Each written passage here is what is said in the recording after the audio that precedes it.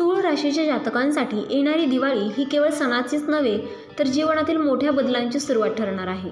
गेल्या काही महिन्यांपासून तूळ राशीवर सतत चालू असलेले कर्माचे कठोर धडे, तणावपूर्ण परिस्थिती, नाती आणि आर्थिक अडथळे आता हळूहळू संपुष्टात येण्याच्या दिशेने जात आहेत। ब्रह्मांडातील ग्रहस्थिती तूळ राशीसाठी दिवाळीपूर्वी 4 मोठ्या चमत्कारांची तयारी करत आहे। हे 4 चमत्कार केवळ बाह्य यशापुरते मर्यादित नसून मन, आत्मा आणि जीवनाच्या प्रत्येक क्षेत्रात सकारात्मक परिवर्तन घडवणारे आहेत। चला पाहूयात हे 4 चमत्कार नेमके कोणते आणि ते तुमच्या आयुष्याला कसे नवे वळण देणार आहेत। नंबर 1 आहे जुने कर्मफळ संपुष्टात येणे आणि नव्या जीवनाची नवीन दिशा। गेल्या काही वर्षापासून तूळ राशीच्या जातकांना सतत कसोटीला लावणाऱ्या घटना घडत होत्या। नातेसंबंधातील कटुता, आर्थिक व्यवहारात अडथळे, मानसिक तणाव, कामाच्या ठिकाणी मानहानी किंवा अचानक आलेल्या खर्चामुळे मनात असुरक्षिततेची भावना निर्माण झाली होती। हे सर्व प्रत्यक्षात तुमच्या भूतकाळातील कर्माचा दुसरा अध्याय होता, ज्यात तुम्हाला तुमच्या कृतींची फळे भोगावी लागत होती। दिवाळीपूर्वी गुरूचा 5वा दृष्टियोग, शनीची थोडी मवाळ झालेली ऊर्जा आणि शुक्राची स्वगृही स्थिती या सगळ्यांचा परिणाम म्हणजे हा अध्याय आता हळूहळू संपुष्टात येत आहे।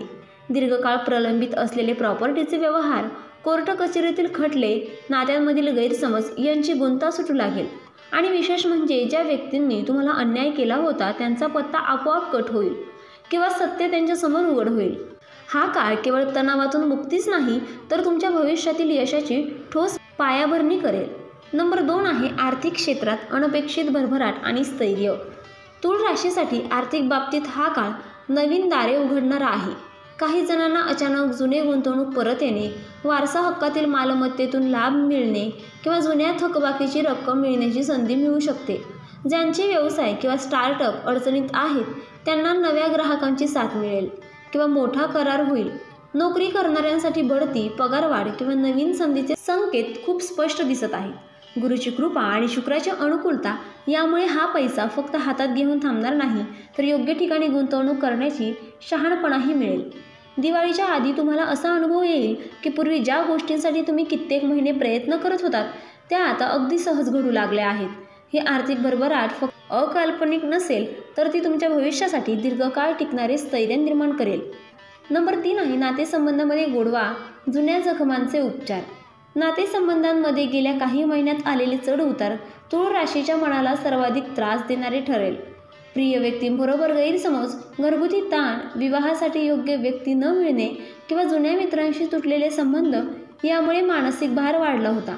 दिवाळीपूर्वी शुक्राची ऊर्जा वाढल्यामुळे तुमच्या जीवनात संवादाची दारे पुन्हा उघडतील। हरवलेले मित्र संपर्क साधतील, कुटुंबातील दुरावा कमी होईल, जोडीदाराशी जुने वाद मिटतील, काही अविवाहितांना अचानक विवाहासाठी योग्य प्रस्ताव मिळू शकतो। विशेष म्हणजे या काळात केवळ नाती जोडली जाणार नाहीत तर ती अधिक प्रगल्भ आणि विश्वासार्ह बनतील। जर पूर्वी तुम्हाला सतत ताण देणारे संबंध होते तर ते स्वतःहून दूर जातील आणि तुमच्या जीवनात नव्या सकारात्मक लोकांची एंट्री होईल। नंबर 4 आहे आत्मिक जागृती, मानसिक संतुलन आणि आध्यात्मिक प्रगती। तूळ राशीचा स्वामी शुक्र हा केवळ भौतिक सुखांचा नव्हे तर सौंदर्य, प्रेम आणि संतुलनाचा कारक आहे। दिवाळीपूर्वी तुमच्यावर होणारे आर्थिक ग्रहयोग केवळ आर्थिक किंवा सामाजिक लाभच देणारे नाहीत तर तुमच्या आत्मिक उन्नतीसाठीही मार्ग मोकळा करतील। या काळात ध्यान, योग, प्रार्थना, मंत्रजप यांसारख्या साधनांबद्दल अचानक आकर्षण निर्माण होऊ शकते। मनातील भीती आणि गोंधळ कमी होईल, आत्मविश्वास वाढेल। काही जणांना स्वप्नांद्वारे एखाद्या आध्यात्मिक गुरूच्या भेटीतून किंवा अप्रत्यक्ष संकेताद्वारे ब्रह्मांडाचे मार्गदर्शन मिळू शकते। तुमच्यातील संतुलन, सौंदर्य आणि करुणा अधिक तेजस्वी होईल। हे बदल तुमचे व्यक्तिमत्व पूर्णपणे नव्याने घडवतील आणि जीवनाच्या खऱ्या ध्येयाकडे नेतील। आता ब्रह्मांडाचा गूढ संदेश, नवी पाटी, नवी दिशा, नवे ध्येय। तूळ राशीच्या जातकांसाठी ब्रह्मांडाचा संदेश हा केवळ भविष्यातील चांगल्या काळाची घोषणा नाही तर तुमच्या आत्मिक विकासाची एक खोल जाणीव आहे। दिवाळीपूर्वी संपणारा कर्माचा दुसरा अध्याय म्हणजे तुम्ही आत्तापर्यंत जे काही अनुभवले, यश, अपयश, दुःख, संघर्ष हे सर्व तुमच्या आत्म्याची तयारी करण्यासाठी होते। गेल्या काही काळातील अडथळे, आर्थिक अडचणी, नात्यांमधील कटुता, सततचा गोंधळ आणि अनिश्चितता हे सगळे आता मोठ्या शिकवणीचा भाग होणार आहेत। ब्रह्मांडाने तुम्हाला थांबून विचार करण्याची, स्वतःला ओळखण्याची आणि योग्य दिशा ठरवण्याची संधी दिली आहे। आता ग्रहस्थिती अशी आहे की हे धडे पूर्ण झाले आहेत आणि तुम्ही नव्या पायरीवर जाण्यास तयार आहात। हा संदेश तुम्हाला सांगतो की भूतकाळातील दुःख आणि अन्याय सोडून देणे हीच खरी मुक्ती आहे. जुने विचार, जुन्या भीती आणि जुने अपराधी भावना यांना घट्ट धरून ठेवले तर ब्रह्मांड देत असलेल्या नव्या संधी तुम्ही गमवाल. म्हणूनच क्षमा करणे, विसरणे आणि पुढे जाणे हेच तुमच्यासाठी सर्वात महत्त्वाचे आहे.